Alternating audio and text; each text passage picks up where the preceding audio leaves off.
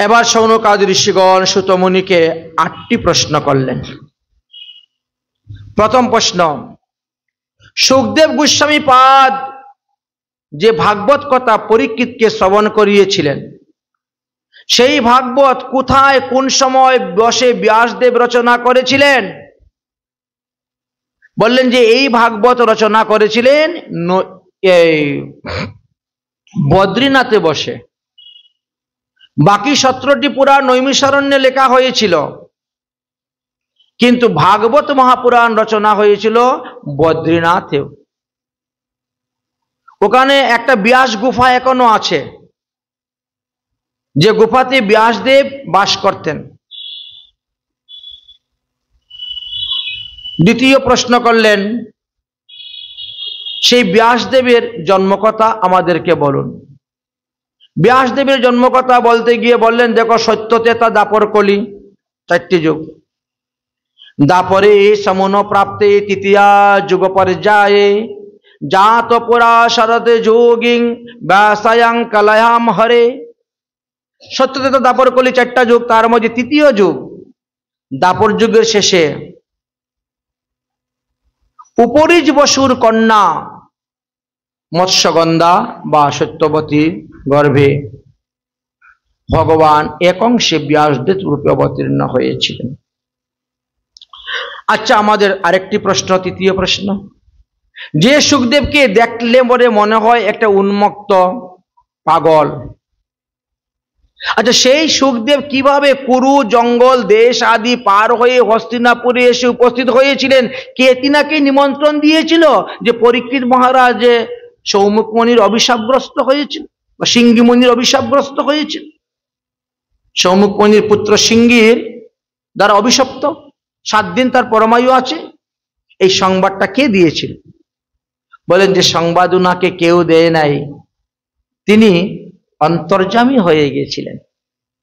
সাধন ভজনের দ্বারা তিনি ব্রহ্মানন্দী হয়ে গিয়েছিলেন, আত্মানন্দী হয়ে গিয়েছিলেন। এই জন্য তিনি সর্বজ্ঞ হয়ে গিয়েছিলেন, তিনি সব জানতে পারতেন, সব বুঝতে পারতেন। তাকে কাউকে বলতে হলো না, নিমন্ত্রণ দিতে হয় নাই। আচ্ছা, আমাদের আরেকটা প্রশ্ন, যে সুখদেব সর্বদা মৌন থাকেন একথা আমরা শুনেছি, তাহলে তিনি কিভাবে পরীক্ষিতের সামনে এই 18,000 শ্লোকের ভাগবত আলোচনা করলেন? বলেন যে দেখো বাবা, হরিকথাতে মৌনব্রত নষ্ট হয় না। মৌন থাকা মানে কি? গ্রাম্য কথা না বলা, একে মৌন বলা হয়েছে। কিন্তু ভাগবত কথা পরিবেশন করলে, ভগবানের গান গুণগান কীর্তন করলে, এতে মৌনব্রত নষ্ট হয় না। অতএব হরিকথা পরিবেশনেও মৌনব্রতই পালন থাকে। আচ্ছা, আমাদের আরেকটি প্রশ্ন হলো মনে, সুখদেব তো গুদমন কাল পর্যন্ত কোনো গৃহস্থের বাড়িতে অবস্থান করতেন না, তাহলে পরীক্ষিতের সভাতে 7 দিন 7 রাত কেমন করে অবস্থান করলেন? বলে দেখো, ওটা ধর্মসভা, ওটা কোনো গৃহস্থের বাড়ি নয়। পরীক্ষিত মহারাজ তো তিনার সাম্রাজ্য ত্যাগ করে দিয়ে তিনি নদীর তটে এসে উপস্থিত হয়েছেন, গঙ্গার তটে, আসন্ন মৃত্যু, তাই প্রস্তুত মৃত্যুর জন্য।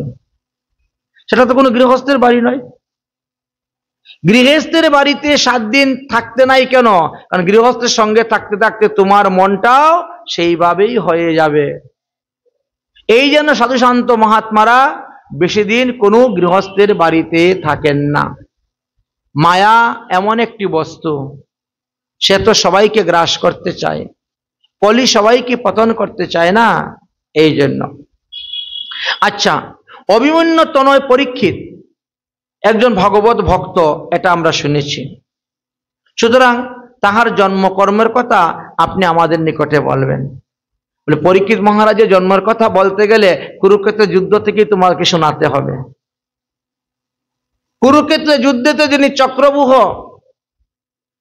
রচনা করা হলো, সেই দিনেই পরীক্ষিতের পিতা অভিমন্যু তার মা উত্তরাকে গর্ভদান দেন, দিয়ে তারপরে তিনি যুদ্ধে যান, আর যুদ্ধে গিয়ে তিনি মারা যান। কুরুক্ষেত্রের যুদ্ধ শেষ হয়েছে, তারপরে যথাসময়ে পরীক্ষিতের জন্ম হলো। এক বিরাট কাহিনী। পরীক্ষিতের জন্মের পরীক্ষিত যখন মাতৃগর্ভে ছিল তখনই অশ্বত্থমা নিজের প্রতিশোধ নেওয়ার জন্য 6টি বাণ মেরেছিলেন, পঞ্চপাণ্ডবকে মারার জন্য 5টি বাণ, উত্তরার গর্ভস্থ শিশুকে লক্ষ্য করে 1 বার, 6 বার। যাই হোক, ভগবান শ্রীকৃষ্ণ তখন দ্বারকায় যাওয়ার জন্য প্রস্তুত। 1 পা রথের উপরে দিয়েছেন আর 1 পা মাটিতে, এমন সময় বাণগুলা এসেছিল। তাই ভগবান দ্বারকা যাওয়া বাদ দিলেন আর পঞ্চপাণ্ডবকে রক্ষা করলেন। যদিও ভগবান কখনো কোনো মায়ের পেটে প্রবেশ করেন না, কিন্তু পরীক্ষিতকে রক্ষা করার জন্য উত্তরার গর্ভে প্রবেশ করেছেন যুগ বলে, অঙ্গুষ্ঠ পরিমাণ রূপ ধারণ করে।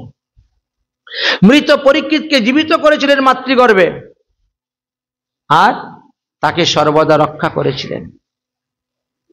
পরীক্ষিত যখন ভূমিষ্ঠ হলেন তখন তিনি সবার মুখের দিকে তাকাতেন, মাতৃগর্ভে আমি যাকে দেখেছিলাম উনি কি সেই পুরুষ?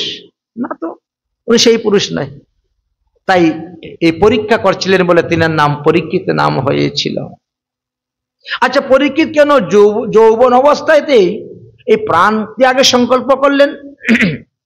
বলে দেখো, প্রতিটা জীবকেই তার কর্মফল ভোগ করতে হয়, এই শিক্ষাটা আমাদেরকে দিলেন। কর্মফল ভোগ করতে হইবে। ভগবানের ভক্ত হলেই যে আপনার দুঃখ সব নাশ হয়ে যাবে এমন নয়। পঞ্চপাণ্ডবরাও ভগবানের ভক্ত ছিল, কিন্তু তাদের উপর দেখো একের পর এক বিপদ, একের পর এক বিপদ আসছে। এই পৃথিবীতে একমাত্র কুন্তী দেবী দুঃখ চেয়েছিলেন ভগবানের কাছে, আর কেউ দুঃখ চায় নাই, বিপদ চায় নাই। আমরা সবাই বলি দুঃখ মুক্ত করো, বিপদ থেকে না, বিপদ নাশ করো।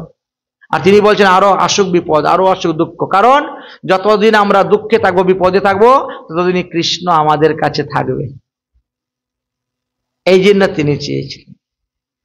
পরীক্ষিত আমাদেরকে শিক্ষা দিয়ে গেলেন যে তুমি যত বড়ই ভক্ত হও না কেন, তুমি যদি পাপ কর্ম করো, অন্যায় করো, অপরাধ করো, সেটা তোমাকে ভোগ করতে হবে। পুণ্য পুণ্যই থাকবে আর পাপ পাপই থাকবে।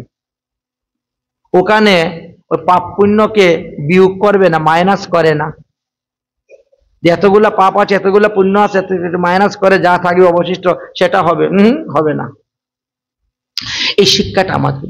আচ্ছা, ব্যাসদেব কাহার প্রেরণায় এই শ্রীমদ্ ভাগবত মহাপুরাণ রচনা করেছিলেন? বলেন ব্যাসদেব রচনা করেছিলেন দেবর্ষি নারদের প্রেরণায়। সুখদেব গোস্বামী পাদের পুত্ররূপে যখন ব্যাসদেবের পুত্ররূপে যখন সুখদেব গোস্বামী পাদ আবির্ভাব হলেন, হওয়ার পরে তিনি বনে চলে গেলেন হরিভজন করতে। তখনই ব্যাসদেবের মনের মধ্যে বড় দুঃখ উপস্থিত হলো। আমি সারাটা জীবন জীবের মঙ্গলের জন্য এত সমস্ত গ্রন্থ রচনা করে গেলাম, কিন্তু আমার নিজের মঙ্গলই হলো না, দুঃখ করছেন।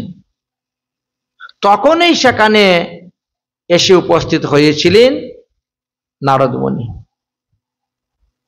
নারদ মুনি উপস্থিত হয়ে বললেন, দেখেন আপনি ভগবানের নির্মল যশোগাথা কোনো গ্রন্থ রচনা করেন নাই, এটা একটা আপনার দোষ। দ্বিতীয়ত আপনি বেদে পশু আলবন শব্দটা লিখে ভালো করেন নাই। পশু আলবনম ন হিংসা, সেটা লিখলেও আলবন শব্দের অর্থ 6 প্রকার আছে। বলি দেওয়া, স্পর্শ করা, দ্বিখণ্ডিত করা, মন্ত্রপুত করে ছেড়ে দেওয়া, উৎসর্গ করা, তার অঙ্গ থেকে একটু মাংস কেটে নেওয়া, ইত্যাদি ইত্যাদি অর্থে ব্যবহার হয়। একটা বৈদিক শব্দের 6টা অর্থ: মুখ্য, লাক্ষণিক, রূঢ়, যুগরূঢ়, উপচারিকা, গৌণ। মুখ্য, লাক্ষণিক, গৌণ, রূঢ়, যুগরূঢ়, উপচারিকা, এই 6 অর্থে ব্যবহার হয়। মানুষ তো সুবিধাবাদী, তারা যে যে পথের পথিক সে সেই অর্থ ব্যবহার করে, সেই অর্থেই নিয়ে বেদকে কাজে লাগায়। এই জন্যই এখন শত শত বাধা দেওয়া সত্ত্বেও জীব হিংসার থেকে মানুষ বিরত হচ্ছে না। দেবদেবীর নামের দোহাই দিয়ে, কালী পূজা দুর্গা পূজার নামের দোহাই দিয়ে তারা জীব হিংসা করে যাচ্ছে, প্রাণী হত্যা করে যাচ্ছে, পশু পাখি হত্যা করে যাচ্ছে, বলি দিয়ে যাচ্ছে। সেই পাপের ফলটা আপনাকে ভোগ করতে হচ্ছে, যেহেতু বিধানটা আপনি দিয়েছিলেন। অতএব এই পাপ থেকে মুক্ত হতে গেলে নির্মল যশোগাথা একখানা গ্রন্থ রচনা করুন। এই গ্রন্থে শুধু খালি ভক্ত আর ভগবানের চরিত্র কথাই থাকবে। আমি আমার জীবনে ভক্তের মহিমা জানতে পেরেছি। এই বলে দেবশ্রী নারদ তিনার জীবনের কথা বলতে গেলেন। তিনি বললেন যে বাল্যকালে আমার নাম ছিল দুঃখী, আমার মায়ের নাম ছিল কলাবতী, মায়ের নাম কলাবতী ছিল। আমার বাবার পিতৃদোষের কারণে সন্তান হয় নাই। দ্রুমিল, আমার বাবার নাম ছিল দ্রুমিল,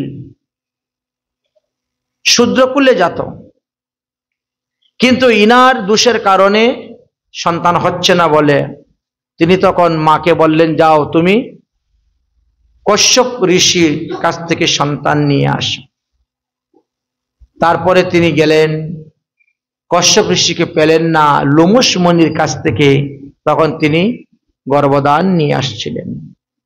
সেই গর্ভতে আমার জন্ম হয়েছিল, কিন্তু আমার জন্মের পূর্বেই আমার পিতা মারা গিয়েছিলেন বলে আমাকে সবাই দুঃখী বলে ডাকতেন। আমার বয়স যখন 5 বছর ছিল, সেই সময়ে আমাদের গ্রামেতে কি সাধু সন্ত মহাত্মারা আসছিলেন। তারা এসে কি বললেন, দেখো আজকে থেকে চাতুর্মাস্য ব্রত আরম্ভ, অতএব এই 4 মাস আমরা এই গ্রামেতেই বাস করব, এই 4 মাস আপনাদেরকে হরিকথা শ্রবণ করাবো, আর এই 4 মাস আপনারা আমাদের আহারের ব্যবস্থা করে দিবেন, থাকার ব্যবস্থা করে দিবেন। যদি এদিক ওদিক দৌড়াদৌড়ি করি তাহলে চতুর্মাস্য ব্রত ঠিকভাবে পালন করা যাবে না। যো বিনা নিয়মং মৃত্যং বতং বা জপমে বাবা চতুর্মাস্য নয়ং মোকাম জীবনামপি মৃত্যুস্য চ। বিষ্ণু মন্ত্রে দীক্ষা গ্রহণ করা সত্ত্বেও যদি কেউ চাতুর্মাস্য ব্রত পালন না করে, সেই বৈষ্ণব জীবিত অবস্থায় মৃত। তো চাতুর্মাস্য ব্রত পালন করার 3টা নিয়ম। এক হলো শয়ন একাদশী থেকে উত্থান একাদশী পর্যন্ত আপনি পালন করতে পারেন, সে তো চলে গেছে। দ্বিতীয় হলো গুরু পূর্ণিমা থেকে আরম্ভ করে কার্তিক পূর্ণিমা পর্যন্ত, রাস পূর্ণিমা পর্যন্ত করতে পারেন, সেটাও চলে গেছে। এখন হলো আজকে থেকে, আজকে হলো দক্ষিণায়ন সংক্রান্তি, তাই না? আজকে 32শে আষাঢ়, আজকে সংক্রান্তি, কালকে থেকে আমাদের শ্রাবণ মাস আরম্ভ, তাই তো? কালকে থেকেও আপনি ব্রত আরম্ভ করতে পারেন, বেশি কিচ্ছু করতে হবে না। যদিও 40টা নিয়ম আছে চাতুর্মাস্য ব্রত পালন করার, কিন্তু যদি 40টা নিয়ম পালন করতে পারেন ভালো, না যদি করতে পারেন তাহলে শ্রাবণ মাসের 1 মাস শাক খাবেন না, শ্রাবণে শাক বর্জিত করবেন, বুঝলেন? এটা আমাদের শাস্ত্র সিদ্ধান্ত দিয়েছেন। যদি বেশি কিছু না পারো তাহলে তাই করো। ভাদ্র মাসের 1 মাস দধি খাবেন না, আশ্বিন মাসের 1 মাস দুগ্ধ খাবেন না, কার্তিক মাসের 1 মাস কোন ধরনের আমিষ জাতীয় দ্রব্য গ্রহণ করবেন না, বলে তথাপিও চাতুর্মাস্য ব্রত হয়ে যায়। দেবশ্রী নারদ এইভাবে বললেন, বললেন আপনি নির্মল ভগবানের যশোগাথা বর্ণন করুন। আমি তখন ওই সাধুদের সঙ্গে ছিলাম, সাধুদের কাছ থেকে দীক্ষা নিলাম, সাধুদের কাছ থেকে দীক্ষা নিয়ে সেই দীক্ষা মন্ত্র জপ করে আমি এখন ব্রহ্মার পুত্র নারদ হয়ে জন্মগ্রহণ করলাম। তুমি রচনা করো, তুমিও রচনা করো ভক্ত এবং ভগবানের চরিত্র গাথা। এই বলে দেবশ্রী নারদ ব্যাসদেবকে 4 শ্লোকী ভাগবত দান করেছিলেন। 4 শ্লোকী ভাগবত পাওয়ার পরে যখন তিনি বসে চিন্তা করলেন, তখন সেই 4 শ্লোকী ভাগবত হয়ে গেল 18,000 শ্লোক। সর্বনাশ! 4টা শ্লোকের মধ্যে এত কিছু লুকিয়ে আছে, কিন্তু চতুশ্লোকী ভাগবত পড়লে তো কেউ বুঝতে পারবে না। এই চতুশ্লোকী ভাগবতকে তিনি চিন্তা করতে গিয়ে 18,000 শ্লোক, এত বড় বৃহৎ গ্রন্থ কখন রচনা করব? বয়স হয়ে গেছে, বৃদ্ধ। তাই তিনি গণেশের কাছে গেলেন, বাবা গণেশ, তুমি আমাকে সাহায্য করো, আমি একটা গ্রন্থ রচনা করব। গণেশ বলছেন, আমি লিখতে পারি, কিন্তু কথা বন্ধ করবেন না।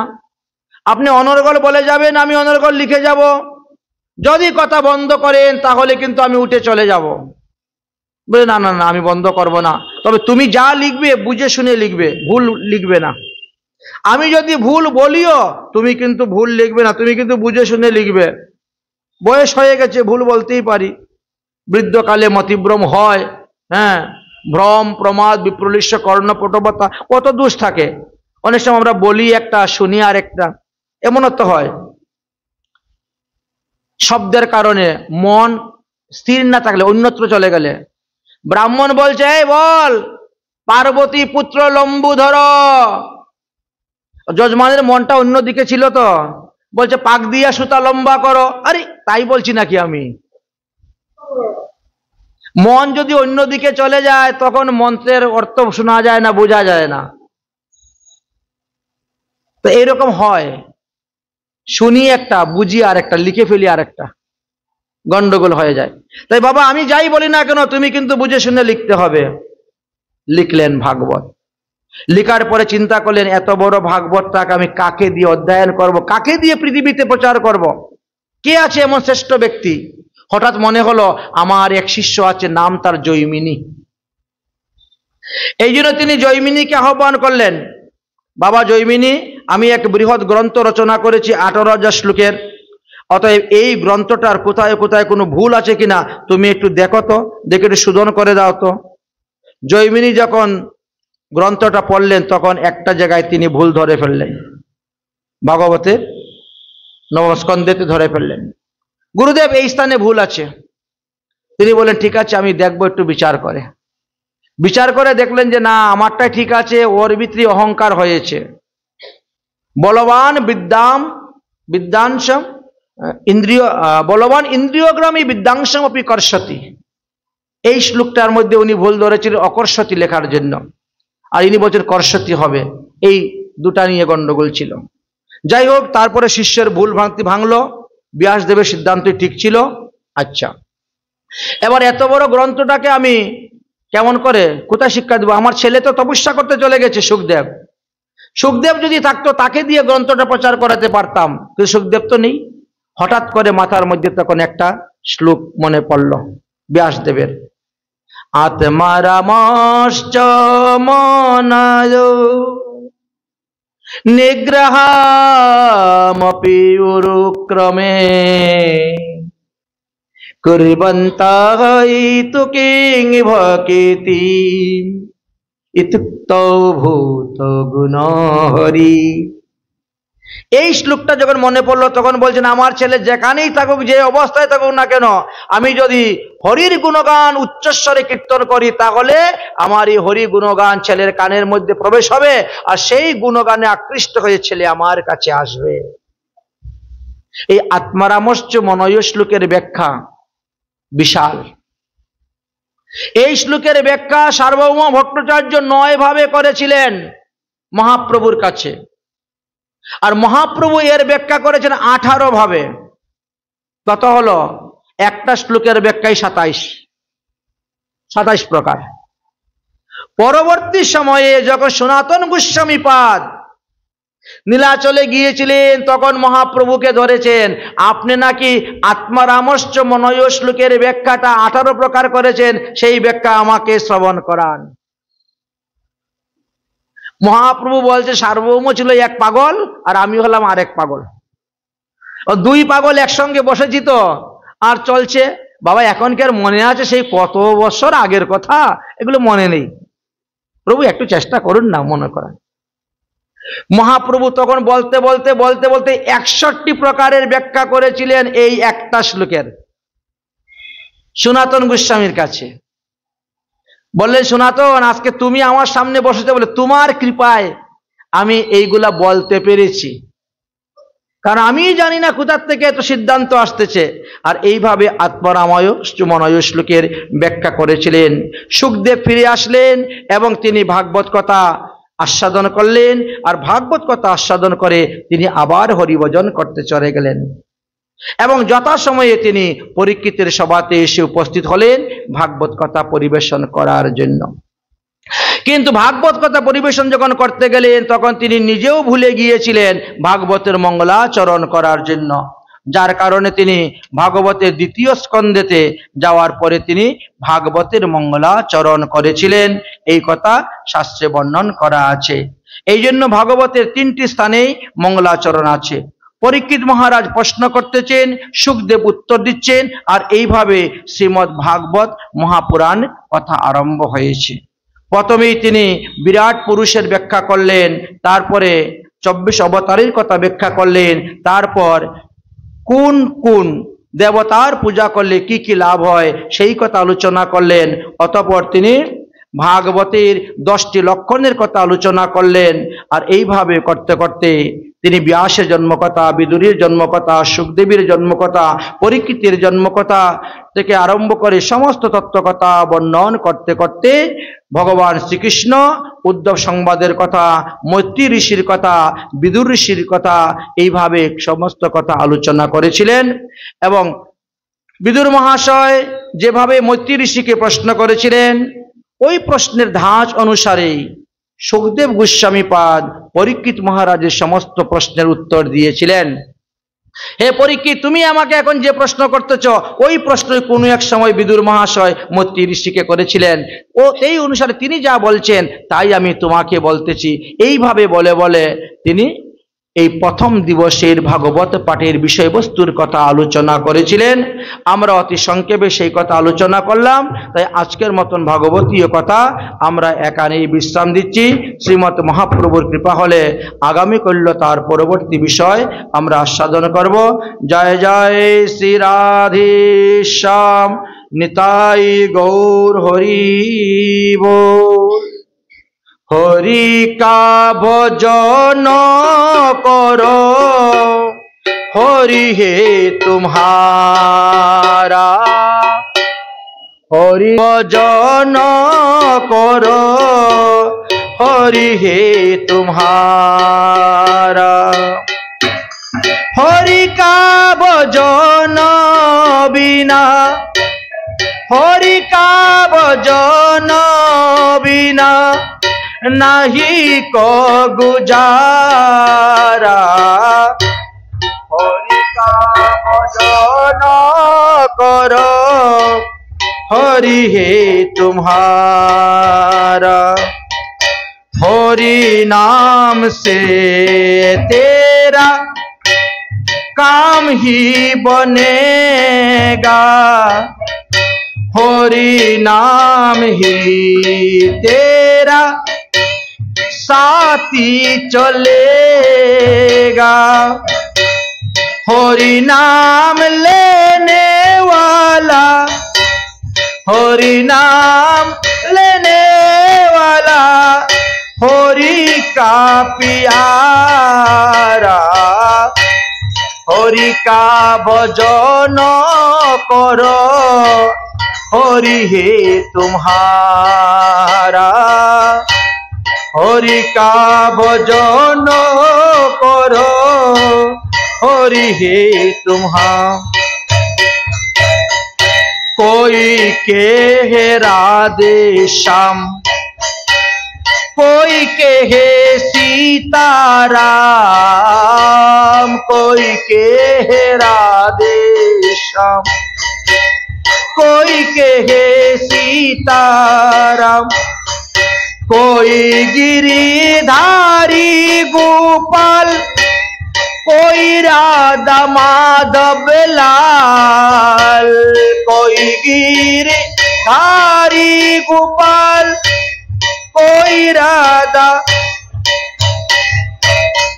ओ की खोर करना सिंधु सबका प्यारा।